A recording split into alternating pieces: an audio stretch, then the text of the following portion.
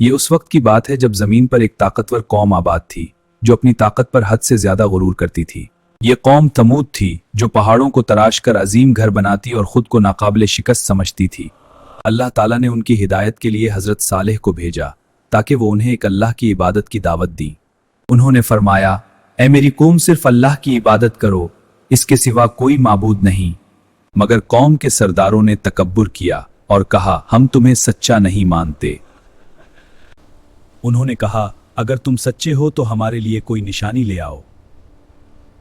हजरत सालेह ने अल्लाह से दुआ की और पूरी कौम इंतजार करने लगी।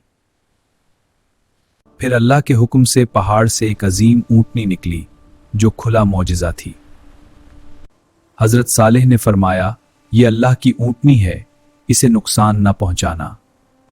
उन्होंने कहा, एक दिन ये पानी पिएगी और एक दिन तुम, ये अल्लाह का हुक्म है। मगर सरकश लोगों के दिलों में हसद और बुग़्ज़ भर गया। चंद बदबख्तों ने मिलकर एक खतरनाक साजिश तैयार की और आखिरकार उन्होंने अल्लाह की निशानी को कत्ल कर दिया।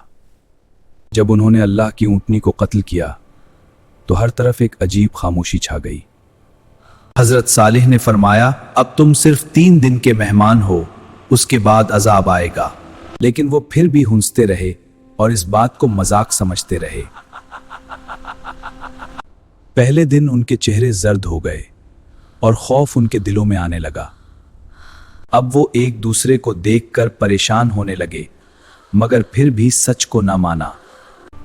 दूसरे दिन उनके चेहरे सुर्ख हो गए और खौफ मजीद बढ़ गया। रात भर वो खौफ में मुब्तला रहे, मगर किसी ने भी तौबा ना की।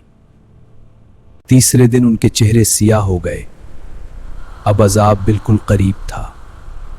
अब वो घबरा कर इधर उधर भागने लगे, मगर बचने का कोई रास्ता ना था।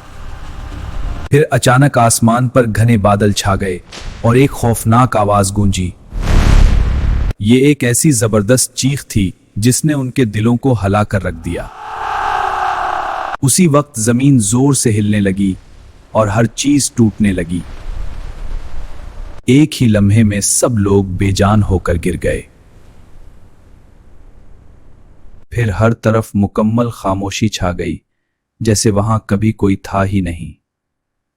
उनके मजबूत घर भी उन्हें अल्लाह के अजाब से न बचा सके और हजरत सालेह ईमान वालों के साथ पहले ही वहां से निकल चुके थे।